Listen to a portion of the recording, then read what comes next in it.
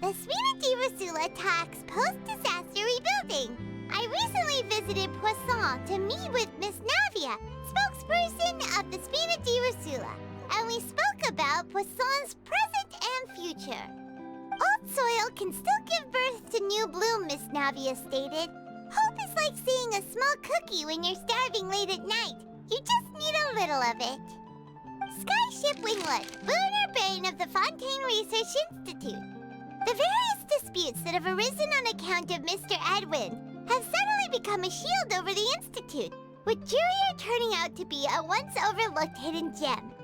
People always call the first researcher mad, but few know what to call the second. And should that latter person achieve a miracle, they would find it all the harder to find a word with which to classify him and his team.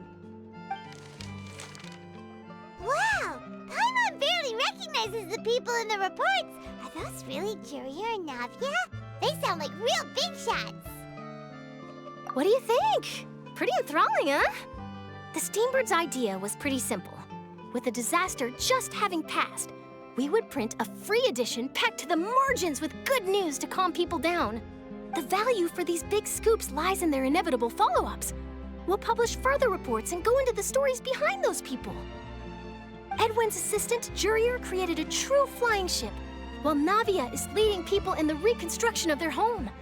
I'm sure that these stories could draw even your well-traveled eye. Paimon's curious too! Wait a minute. Didn't we watch everything happen from start to finish? What's there to be curious about?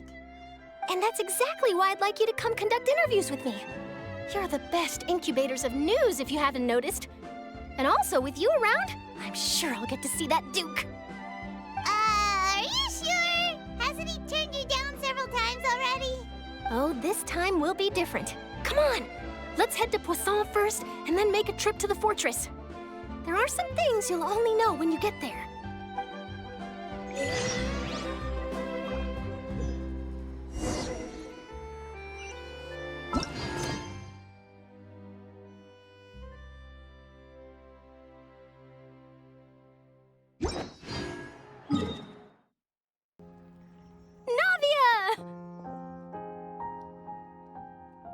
Oh, it's you. What brings you all here? Hey, we're just having a look around. I'm here to update myself on how things are going here. Oh, the Fatui are here too. Let me introduce you. This is Mr. Garunt Snežević. He represented the Knave in sending us a large amount of supplies, and is helping with our work.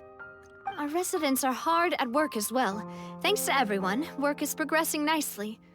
We've lost a lot of people, but we're moving forward. That will have to be enough. Hello, Miss Charlotte. I'm a big fan of yours. I especially like that article you wrote last year about Fontaine's stray cats. But if you don't mind, could you not emphasize our role too much in your report? It's not charity we're doing here. We just happen to share the same interests as the Sphena. I get where you're coming from. I'll keep it as simple as possible. Or would you be willing to feature as friendly neighbors? That would be fine. Thanks. Oh, you're back too. How are things? We finished laying down the construction materials. It'll be another hour before the workers are able to go over there. Huh? You're here too, Clorinde? Well, her reputation's greatly risen after that whole duel business with Miss Farina. So she's here in Poisson to wait out the heat. All right. She really came here to help me out. There's too much to consider in the reconstruction of Poisson. The Sphena has need of more decision-makers. And, well, I do already happen to be connected to Mr. Callis. Oh, wait just a moment. Do you mind me asking a few questions? You know, about how you felt before the duel, about what it was like facing down a god. There's lots of exciting material there, I bet. Forget it. I'm sure you can find a better theme than that, Miss Charlotte. I see you're the same as always. Couldn't you do me a favor, for Navia's sake? Well, if we're talking about doing things for my sake, you might as well just take a few more photos of me. Or of the Traveler.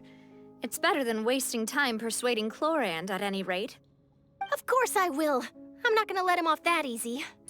All right, then everyone who wants to be in the photo, gather up. And smile.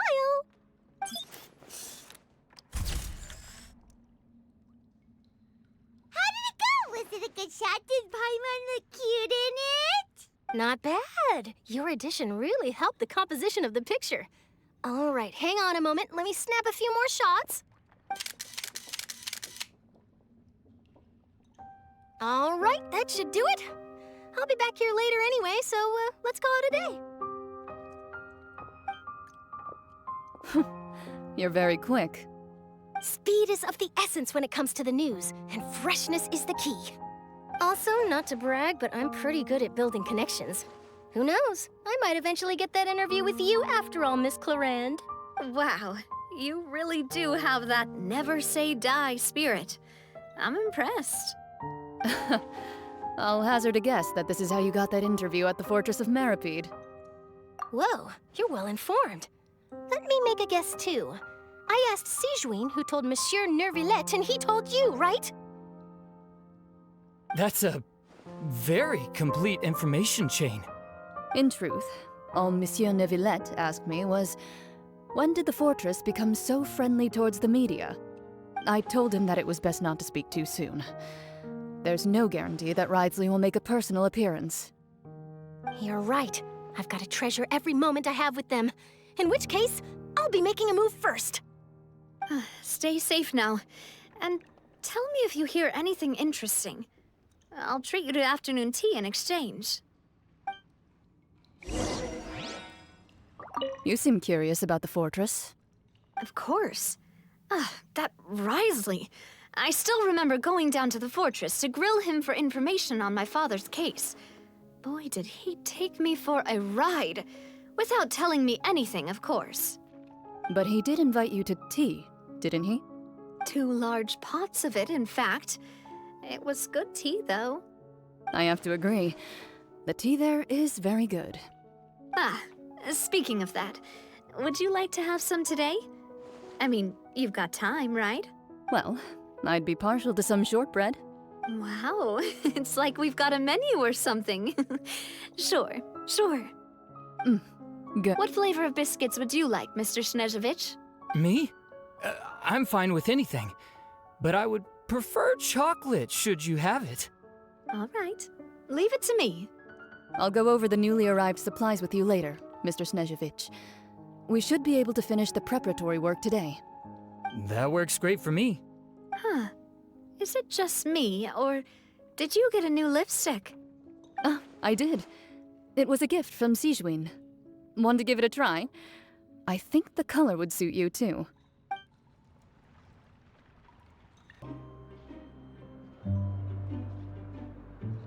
Wow, guess we're here again, huh? There's a real nostalgic feeling to this place. Looks like you've been missing us. Duke! Did you come all the way to the entrance to greet us? Of course.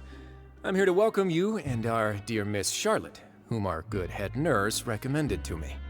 It's an honor to finally meet the much-rumored Duke. Thank you for consenting to my visit to the fortress, sir. No need to thank me. But that said, I shouldn't be the focus of your interview. I trust you recall our agreement? Of course. All right then, this way.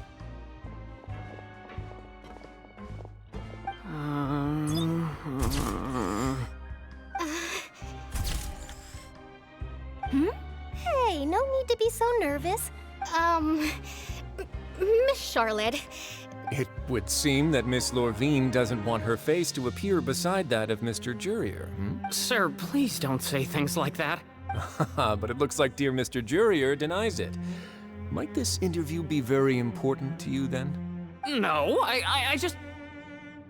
This is my first time being interviewed, and I'm very thankful to the Steambird for... Now, I might not look it, but I actually did meet Mr. Edwin once. And I'll be honest, I enjoyed chatting with you more.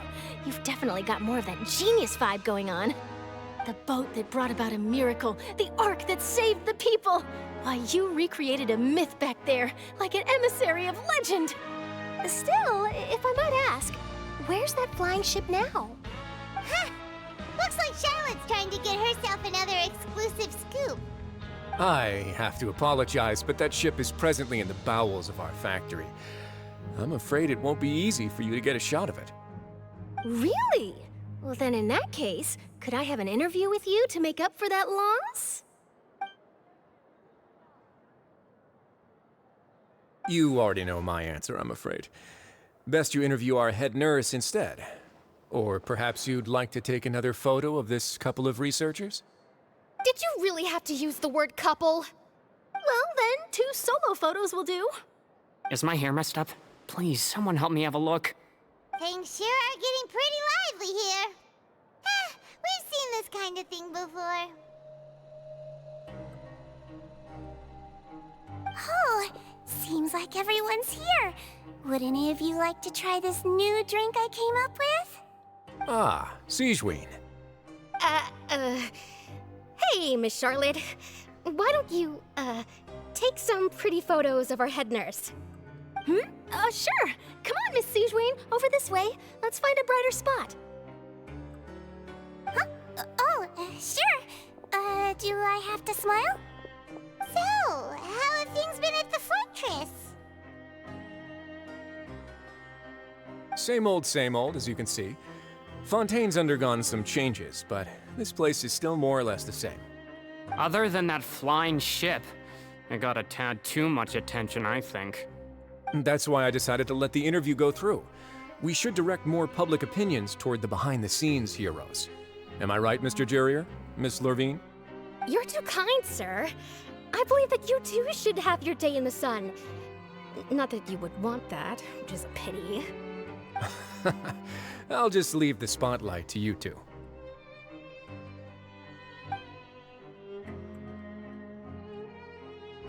I see. Lots of things happened that day, huh? Anyway, regarding that Harbinger, I'm not sure you remember, but his 3 young followers are still waiting for his return. He sure did win them over, huh? I'll tell them that there's good news and bad news. The good being that their boss seems fine, and the bad being that they must face extended sentences for abetting his escape. Oh, actually, what about you? Are things gonna change for you too? What change can there be? The fortress will keep chugging along, and so will my duties.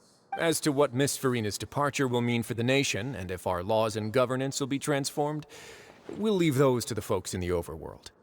Hey everyone, the photo shoot's done. Good. In that case, let's call it a day here. Thanks for your cooperation. Come on, Traveler, let's go. Till next. There'll be a next time? Maybe. Who knows? I might write a story about the underwater factory next time. Until then.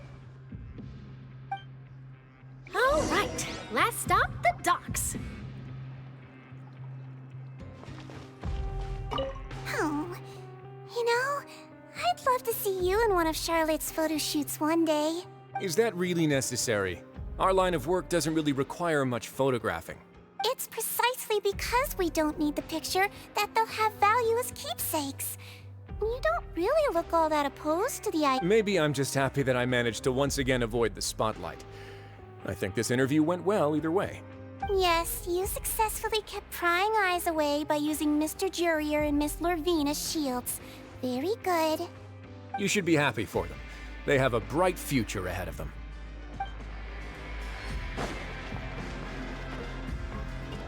Here are the interview notes. They mentioned that the flying ship may have many uses in the future, and the journalist asked me what I thought of them. Seriously, how would I know anything about that? Flight is just flight. Whether people want to use a flying ship to broadcast good news or organize weddings is none of my beeswax. A wedding? Why are you looking at me like that? So the flying ship can be used for weddings? I didn't say that. That journalist mentioned it, and what does that have to do with us anyway? True. What does that have to do with us?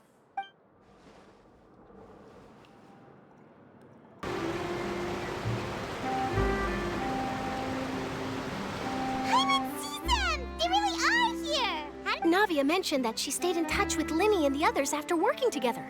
Apparently, they've been at the docks distributing these strange pockets the whole time since. Traveler, Paimon.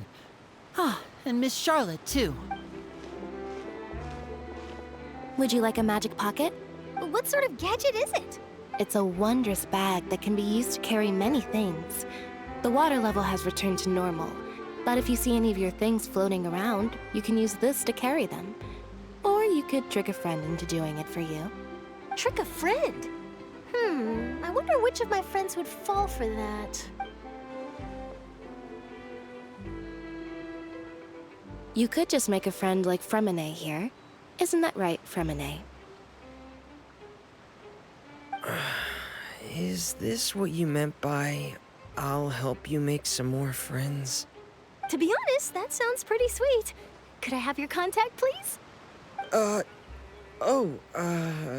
Sure. Please, write down my address. You sure are working hard to help Fremine socialize. He was the one who proposed doing this. He even wants to assist in our magic shows. Yes, I was planning to first introduce Pear as an assistant, and later Fremine himself. In the future, I think we can leave underwater escape magic to him too. That said, would anyone want to see a diver escape underwater? Oh, it'll work out. Every journey begins with the first step. He'll become a part of our show eventually. Lynette, could you come over? Miss Charlotte says she wants to take a picture of us. Got it. My, that Charlotte is rather perceptive.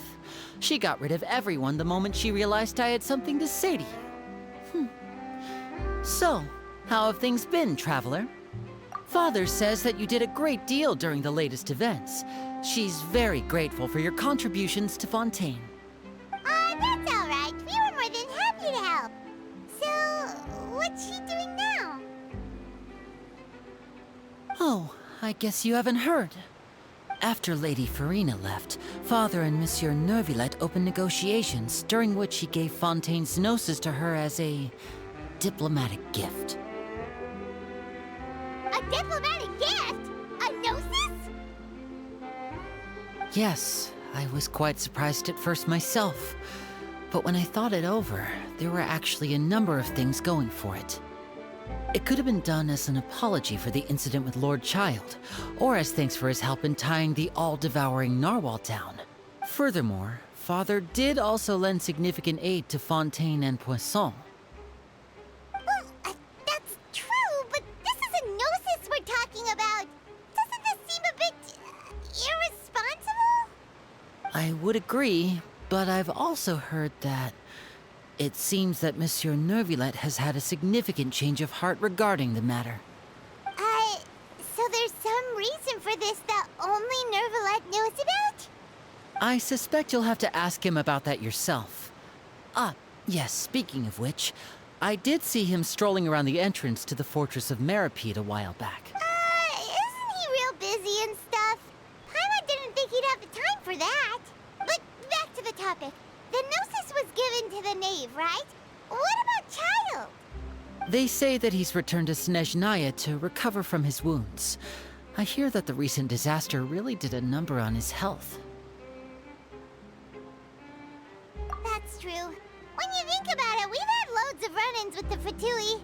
To think we'd be allied with them this time. So shocked by such a simple switching of sides?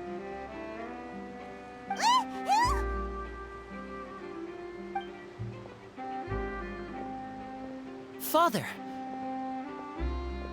Well, what do you know? Come to the docks to see how my children are doing and meet the Traveler by chance. Please do not pay my accomplishments in Fontaine too much mind. I would have done them regardless. Are you going to take the gnosis back to Snezhnaya? That is our duty as harbingers, yes. Don't be too preoccupied with sides. The goal of the Fatui concerns not a single place or person, but the entire world. With such a grand goal in mind, it is inevitable that we must wear many masks. Switching my masks is something I've always done. Well, that depends on many things.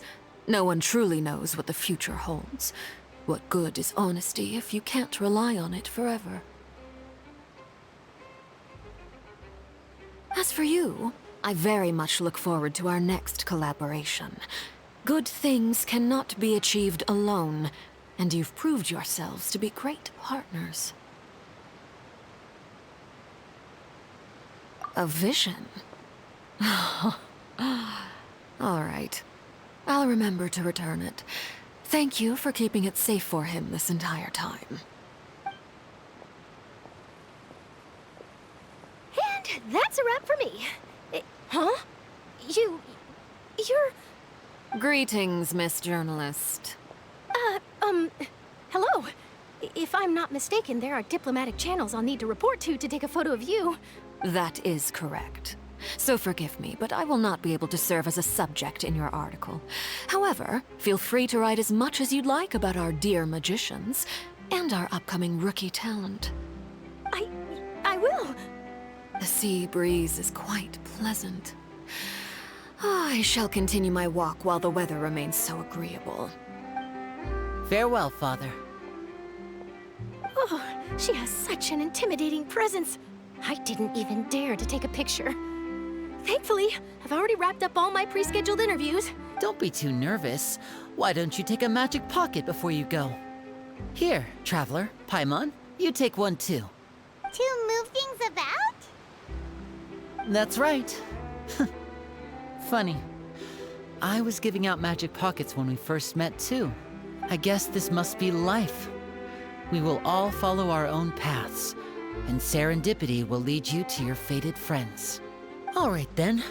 We'll be handing out pockets in some other districts later, so we'll get going now. Have a good day, you two. Well, guess we sent Charlotte, huh? Shall we go see how Neverlette's doing? As long as he's not so busy that he doesn't have time to chat anyway. Ooh, he really is there!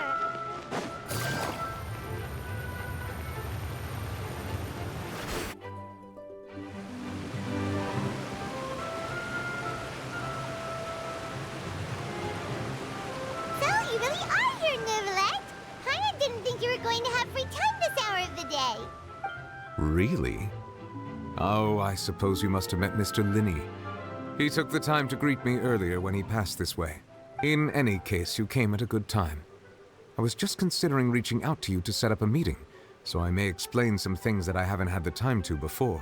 Aw, Paimon's glad that you remembered. Thank you for keeping us on your mind, what with you being busy and all. Alright, let's have it then. How was Fontaine actually saved? The whole business is still quite the mystery to us. It is strange how words can often leave a bitter taste in the mouth when it finally comes time to say them out loud.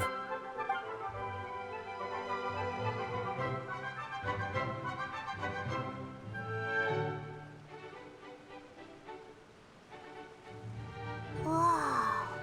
So that's what happened?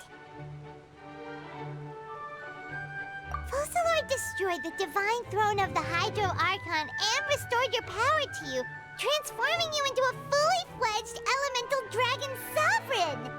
But Paimon still doesn't quite get what you did to save the Fontainians from dissolving.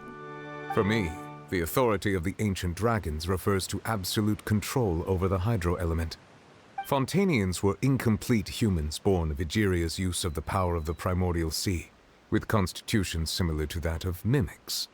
But so long as those primordial energies remain within them, I could use the ancient dragon's authority to grant them true blood, after the fashion in which life was first brought into being on this planet. In other words, when I gave my verdict, Fontainians became true humans, and thus would naturally no longer be dissolved by water from the primordial sea. Focalor must have counted on you to make that decision as well. Your verdict was the key to making the prophecy appear to have come true while saving everyone. Yeah, and in a manner of speaking, Focalor finally managed to fulfill the original Hydro Archon's wish to turn Oceanids into real people too! It seems from your expressions that you still have more things you wish to ask. Ask away. I will tell you the truth as I know it. I have investigated his case along many avenues, and I have learned that he once fell into an unknown chasm when he was young. There, by chance, he awakened the all-devouring narwhal. But whether it be by sentiment or reason, that should not have been enough to consider him the root cause of the disaster. At most, he would have had tangential liability. As for the judgment passed by the oratrice during the trial, Whether it was due to that liability by association, or Focalors deliberately using him to buy time for us on the assumption that he would be able to hold the creature off, I cannot say. Guess Focalors had Fontainians in mind the whole time. In the end, it was thanks to her that they finally became real humans. Hang on a second. Paimon suddenly got another question. Back when Fontainians hadn't yet become real humans, were the children they had also transformed Oceanids? Life has always flowed like water. Do you recall how Fontainians would often come to the Fountain of Lucine to pray for children? Yeah, Lynette said the fountain is where all the waters in Fontaine converge. In truth, even those couples did not know that such prayers were no mere custom, but instead a form of ritual. Those Oceanids who were blessed within the spring water would later descend as new humans in the coming months. Paimon sorta gets it now. Either way, seems like this ritual won't be of any further use, but it'll probably live on as a local custom. Ask away. I will tell you the truth as I know it. Yeah, about that. Risley said Farina has already left. What's that all about? Ah, Lady Farina. The people are only aware that her death sentence has not been carried out. She abdicated the post of Hydro Archon and left affairs related to that title to me, before leaving the Opera House. I related Focalors' words to her faithfully and completely. After hearing them, she seemed neither saddened nor comforted. She simply said that she was tired and needed to rest. Having said that, she then packed her things and moved out of the Opera House, not unlike how an ordinary person might. But she's still got a place to stay, right? You need not worry. I will make arrangements to ensure that she will not want for food, clothing, board, or travel. In truth, I am somewhat happy for her. The wear and tear on her spirit will, of course, take time to heal. But now that she no longer has to play the role of Focalors the Hydro Archon, she can finally lay down her burdens and lead a normal life. What about you then? What are your plans now that you've regained your full powers as the Hydro Dragon? After Focalors passed on, the Oratrice also ceased to function. This matter will directly affect our trials. After much careful consideration, I've decided to take over its role in our courts. From now on, I shall hear cases and pass verdicts by myself. Looks like you're still considering stuff from the perspective of the Udex, huh? As an elemental dragon, there are indeed many things that I must do. But this power and this duty, in a manner of speaking, you could say that both were granted to me. As such, before I attend to my other responsibilities, I must first and foremost continue to serve Fontaine as its highest judge.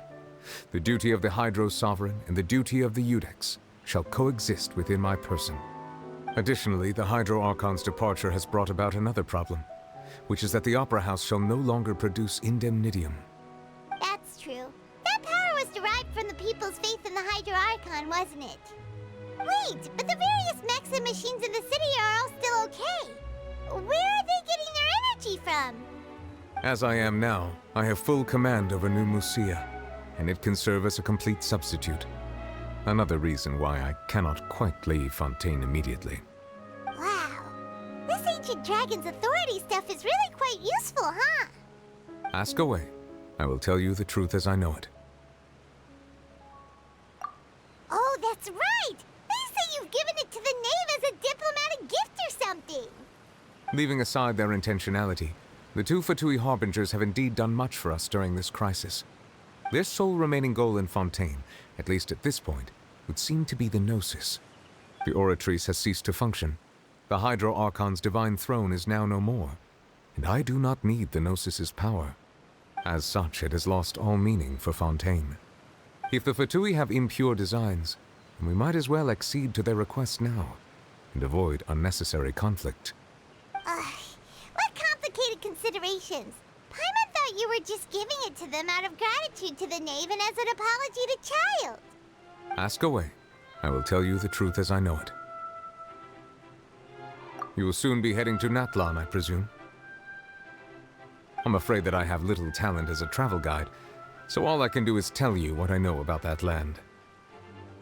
As far as I'm aware, Natlan can be said to be a nation of dragons. A nation of dragons? You mean like you? No, I suspect that I would not find myself welcome there. Unlike ancient dragons such as myself, the dragons of Natlan have undergone long years of development and evolution. Large numbers of them have entered a form of coexistence with humanity. Natlan is also the nation of war. War ravages those lands like an undying flame. There is one other piece of information I got incidentally from my negotiations with the Knave that I believe may be useful to you. The Harbinger known as the Captain has thrown his hat into the endless ring of war. The captain. Sounds like a real tough customer. Seriously, everywhere you look, there's a Fatui Harbinger doing their thing. I suggest that you fully prepare yourself before going to Natlan.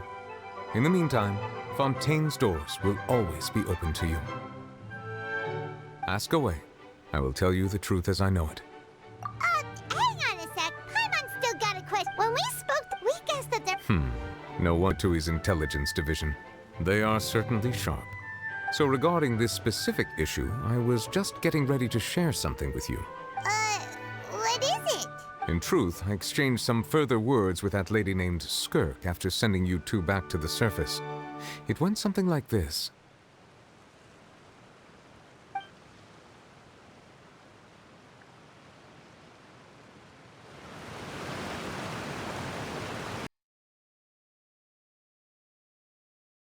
Well, we're going to head topside to see what's going on. You hurry over soon as well, all right, Nervalet?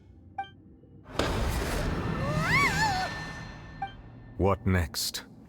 The all-devouring narwhal isn't here, so I'm no longer getting any interference. I can finally catch the scent of your power, what it's made of. It is the authority of the planet's primordial dragons, but with something very similar to a god's curse mixed in. It's quite a novel blend. I'm sure I've encountered something like this before. What was it again? I do not know what you speak of. Of course. How could I forget? You should have the remains of the third descender on your person, yes? Remains? I've never heard of any such thing. According to your parlance, I believe it may be called a gnosis. Well, that much is true. After Focalor's divinity faded, she handed her gnosis to me. But I fear I have never heard of it described in the manner that you just did. I've been training with my master, the Foul, ever since I was young, and I have never returned to the surface since. So most of the information I possess, I got from him. It is only natural for those who are greater than humanity to possess a different sort of common sense, which is why there are so many problems in our attempts to communicate with humans. Regardless, you should probably get rid of objects of misfortune to prevent any disasters from befalling you. To live in itself is a blessing. But once a person dies, the bonds he once had with this world shall all turn to curses. What do you mean by that? No need to fret. These are just my personal thoughts, and my reason for no longer wishing to return to the surface. This third descender you refer to, who are they? And when did they die? Master never mentioned them to me. Perhaps it just wasn't that important for me to know. If you're interested, though, I could ask him. I'll be sure to pass the answer on to you next time. Next time? You believe we will meet again? I do. Wait. I have a disciple of my own, don't I? He can be the messenger then.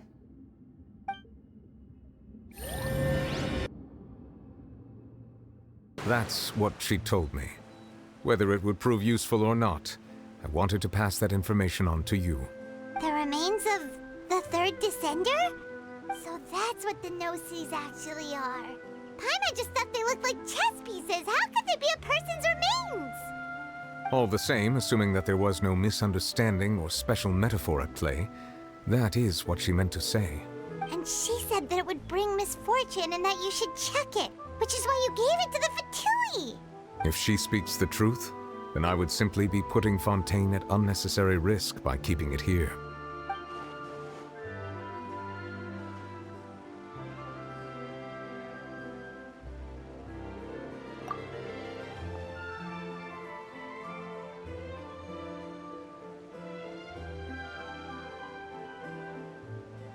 I had guessed that you might already be familiar with this concept, but I did not expect you to be one of them. That means that the Gnosis, which are exceedingly element-compatible and can even enhance elemental abilities, do indeed come from the third descender. I wonder, does your body also possess similar properties? Like being able to use elemental powers without a vision. That does sort of count as special compatibility, right? No, let's not think about this stuff right now. It just feels creepy. Comparing the Traveler to the dead third descender and all. That's what you say, but this topic still feels like bad luck. Once Child recovers, let's get some more answers out of him. Or go look for his master and get the answers that way. I too believe it unwise to make too many blind guesses when information is lacking. The same is true of being at court. All right. Whatever the case, it seems like the crisis here in Fontaine's over for now. Yes. All of Focalor's efforts were for this moment as well. But she sacrificed herself in the end as a god, and she suffered through all those years as a human. Was that really what she wanted? I suppose that would be the mystery of a god's will. I suspect not. But once in a while I too would guess that if wishes were like the clouds in the sky, they will one day return to the earth as raindrops. Life flows like water, and rain is the final answer. The water levels may sometimes tilt one way or another, but the rain falls fairly upon all. And what, ultimately, is the difference between the rains that fall upon all of us?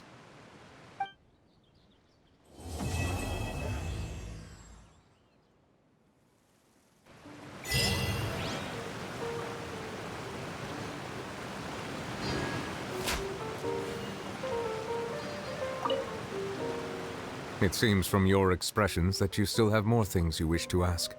Ask away. I will tell you the truth as I know it. I suggest that you fully prepare yourself before going to Natlan. In the meantime, Fontaine's doors will always be open to you.